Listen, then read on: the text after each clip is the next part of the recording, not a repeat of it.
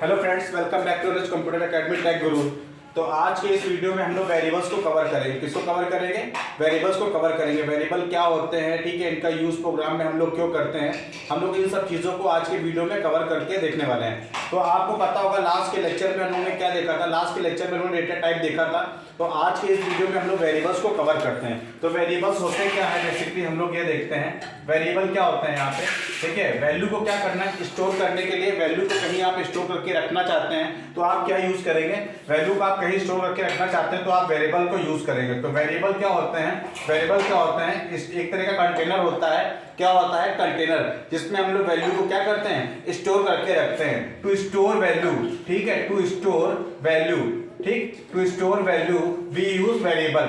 Value को store करने के लिए हम लोग किसका यूज करते हैं, हम लोग वेरिएबल्स का क्या करते हैं, यूज करते हैं। अच्छा, वेरिएबल की नीड क्यों है, क्यों जरूरत है? देखिए, आप इस तरह से भी काम कर सकते हो, 9 + 10, ठीक है, 9 + 7, आप इस तरह से यूज कर सकते हो। लेकिन आपको पता होना चाहिए जब प्रोग्राम जाता है, जब हम लोग प्रोग्राम को रन करते हैं तो प्रोग्राम रन करने के लिए कहाँ पे जाता है, रैम में जाता है। तो रैम में हम लोग को देखिए 9 कई जगह पे हो सकता है, 9 जो है कई प्लेसेस पे हो सकता है। तो कंप्यूटर कंफ्यूज हो जाएगा कि कौन सा 9 हम लोग ले, ये वाला लें, ये वाला लें। तो उस प्रॉब्लम से बचने के लिए हम लोग क्या करते हैं, हम लोग वेरिएबल को डिफाइन करते हैं। आपको वैल्यू को मेमोरी लोकेशन में कहीं ना कहीं आपको क्या करना पड़ेगा, किसी नाम से उसको रखना पड़ेगा। तो इस पर्पस के लिए हम लोग क्या यूज करते हैं, हम लोग वेरिएबल्स को यूज करते हैं, ठीक है। तो अगर जैसे हमने यहाँ पे क्या दिया हुआ है, जैसे हमने यहाँ पे दिया हुआ है a = 100 दिया हुआ है। क्या दिया हुआ है? a = 100 दिया हुआ है। तो आमतौर पर क्या होता है, हम लोग ये समझते हैं a = 10, यानी a = 100। आप नॉर्मल लैंग्वेज में आप ये बोल सकते हो, लेकिन प्रोग्रामिंग लैंग्वेज में ऐसा नहीं है। यानी a में हमने किसको असाइन किया हुआ है, 100 को क्या किया हुआ है, असाइन किया हुआ है। अब जहां जहां हम a यूज करेंगे वहां वहां कौन सी वैल्यू यूज होगी, वहां वहां 100 को हम लोग क्या करेंगे, यूज करेंगे। अब हम लोग बेसिक सिंटेक्स देखते हैं किसी भी वेरिएबल को क्रिएट करने के लिए कि उसका बेसिक सिंटेक्स क्या होता है। तो सबसे पहले क्या होता है, डेटा टाइप होता है। हम लोग डेटा टाइप पढ़ा हुआ है, लास्ट लेक्चर में हमने क्या कवर किया था, डेटा टाइप वगैरह को कवर किया हुआ था। तो डेटा टाइप हम लोग लेंगे, यहाँ पे हम लोग क्या लेंगे, वेरिएबल का नाम लेंगे, वेरिएबल नेम लेते हैं, वेरिएबल नेम लेते हैं और इज इक्वल टू करके उसकी क्या देते हैं, वैल्यू देते हैं। क्या देते हैं? वैल्यू देते हैं। फॉर एग्जाम्पल की अगर हम लोग बात करें यहाँ पे int सॉरी a = 100, तो ये डेटा टाइप हो गया, ये वेरिएबल नेम हो गया और ये उसकी क्या हो गई, वैल्यू हो गई। क्या हो गई? वैल्यू हो गई। इस तरीके से आप वेरिएबल्स को क्या कर सकते हो, डिक्लेयर कर सकते हो। क्या कर सकते हो? डिक्लेयर कर सकते हो। देखिए, वेरिएबल कई प्रकार के, कई टाइप्स के होते हैं। जैसे वेरिएबल हमारे पास लोकल होते हैं, ग्लोबल होते हैं, ऑटो होता है, एक्सटर्न होता है। तो ये एक प्रकार की क्या है, स्टोरेज क्लासेस हैं। क्या है? स्टोरेज क्लासेस हैं। तो आप इनको यूज करेंगे जब हम लोग आगे के वीडियो में देखेंगे, स्टोरेज क्लासेस के बारे में लेक्चर दूंगा तो उसमें हम लोग देखेंगे कि स्टोरेज क्लासेस का कैसे यूज करना है। अभी हमारे पास स्टोरेज क्लास कौन सी है, इंटीजर। देखिए, एक तरह से ये रिस्ट्रिक्शन भी है, रिस्ट्रिक्शन इन द सेंस कि आपने इंटीजर टाइप का ए लिया हुआ है तो ये वैल्यू रिस्ट्रिक्टेड यानी बाइंड हो गई है। किससे? इंटीजर के। किससे बाइंड हो गई है? इंटीजर से। यानी इसकी वैल्यू को हम लोग, यानी इसके टाइप को हम लोग चेंज नहीं कर सकते हैं, ठीक है। अभी टाइप चेंज हम लोग टाइप कास्टिंग में देखेंगे कि एक टाइप को दूसरे टाइप में हम लोग कैसे चेंज करते हैं। लेकिन यहाँ पे एक रिस्ट्रिक्शन है, यहाँ पे रिस्ट्रिक्शन ये है कि जो ए है वो किस टाइप का है, वो इंटीजर टाइप का है। किस टाइप का है? वो इंटीजर टाइप का है, ठीक है।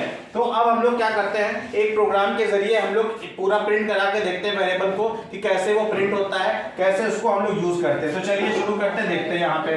तो सबसे पहले हम लोग क्या करते हैं यहाँ पे, अच्छा, उससे पहले वेरिएबल को डिक्लेयर करने के कुछ नियम होते हैं, कुछ रूल्स होते हैं। जैसे कि हम लोग क्या करते हैं, कोई भी वेरिएबल का नाम जो है नंबर से शुरू नहीं होना चाहिए ना, यानी हम लोग ये नहीं दे सकते हैं। ये बिल्कुल क्या है, गलत है। यानी वेरिएबल हमेशा किससे स्टार्ट होना चाहिए, किसी अल्फाबेट से स्टार्ट होना चाहिए या फिर अंडरस्कोर से। अगर मैंने यहाँ पे a = यहाँ पे क्या लिया हुआ है, 2 लिया हुआ है, तो ये क्या है, करेक्ट है। अगर यहाँ पे इस तरह से मैंने लिया हुआ है तो ये क्या है, करेक्ट है, ठीक है। आप इस तरह से भी नहीं कर सकते, हैश आप a = 100 नहीं कर सकते हो। क्यों? क्योंकि हैश किसके लिए रिजर्व्ड है, हैश रिजर्व्ड है प्री प्रोसेसर के लिए। किसके रिजर्व है?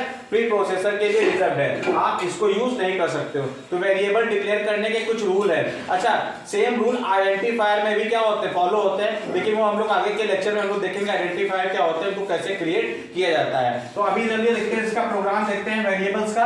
तो अभी हम लोग क्या करते हैं यहाँ पे, हम लोग यहाँ पे क्या करते हैं, हैश यहाँ पे इंक्लूड क्या करते हैं, इंक्लूड stdio.h, ठीक है, हैश इंक्लूड conio.h, जैसे कि पता है हेडर फाइल पहले हम लोग यूज करते हैं void में, ठीक है, void में। अच्छा फ्रेंड्स, हमने लास्ट के लेक्चर में ये पूरा प्रोग्राम का स्ट्रक्चर देखा था, लेकिन आपको एक चीज बताना भूल गया था।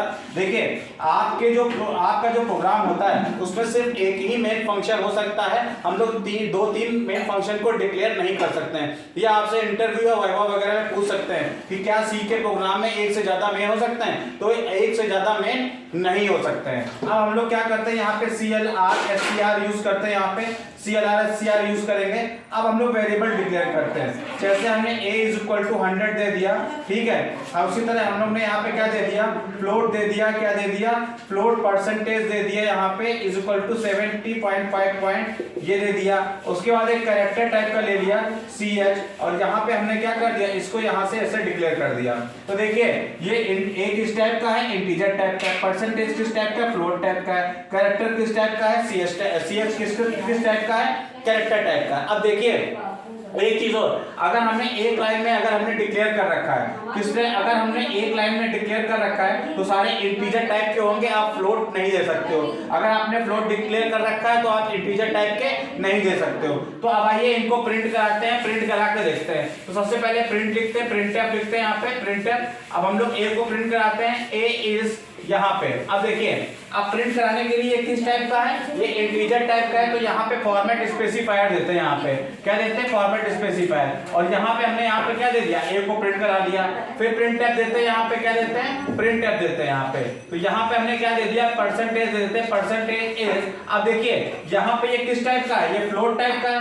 अब देखिए फ्लोट जो होता है वो क्या होता है, जैसे हमें 25.500 ये 6 प्लेसेस तक जाता है, आप इसको कंट्रोल कर सकते हैं, यानी राउंड कर सकते हो। तो उसको कैसे राउंड करेंगे यहाँ पे, ठीक है, इसको यहाँ पे लिखते हैं इस तरह से, यहाँ पे 0.2f परसेंटेज 0.2f परसेंटेज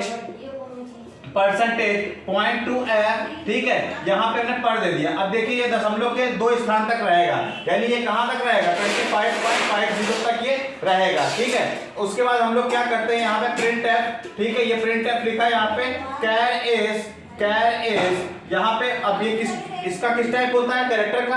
हम लोग किस टाइप देते हैं, कैरेक्टर C में लेते हैं, तो हम लोग इसको परसेंटेज क्या देंगे, C देंगे, क्या देंगे, C देंगे। और इसको हम लोग प्रिंट करा लेते हैं, क्या करा लेते हैं, यहाँ से प्रिंट कराते हैं, CH ले लेते हैं, क्या ले लेते हैं, CH। और गेट CH को यहीं पे हम लोग क्या करेंगे, गेट CH को यहीं से हम लोग क्लोज करते हैं। तो इस तरीके से आप क्या कर सकते हो, वेरिएबल को डिक्लेयर कर सकते हो, ठीक है। वेरिएबल को आप इस तरह से क्या कर सकते हो, प्रिंट करा सकते हो। अभी हम लोग वेरिएबल की वैल्यू यहाँ पे क्या दे रखी है, कांस्टेंट दे रखी है। आप डायनामिक तरीके से भी वैल्यू को क्या कर सकते हो, आप डायनामिक तरीके से वैल्यू को आप जो है इनपुट करा सकते हो। तो वो यूजर इनपुट करना देखेंगे कि यूजर कैसे इनपुट करा सकता है। तो इस तरीके से आप वेरिएबल को यूज कर सकते हैं। देखिए फ्रेंड्स, ये बहुत इंपॉर्टेंट टॉपिक है, ये वेरिएबल का इंपॉर्टेंट टॉपिक है, क्योंकि ये बेस है, ठीक है, क्योंकि पूरा प्रोग्राम वेरिएबल पे ही डिपेंड करता है, ठीक है। अगर आपको ये टॉपिक नहीं समझ में आया है तो आप मुझे कमेंट बॉक्स में कमेंट करें, मैं दोबारा फिर से एक वीडियो बनाऊंगा, एक पूरा कंप्लीट और वीडियो बनाऊंगा, अच्छे तरीके से समझाऊंगा, ठीक है। तो ये क्या है, ये पूरा आज वेरिएबल का टॉपिक है। तो फ्रेंड्स, अगर आपको ये वीडियो आपको आज का पसंद आया हो तो इसको लाइक, सब्सक्राइब और शेयर करना ना भूलें। Thank you.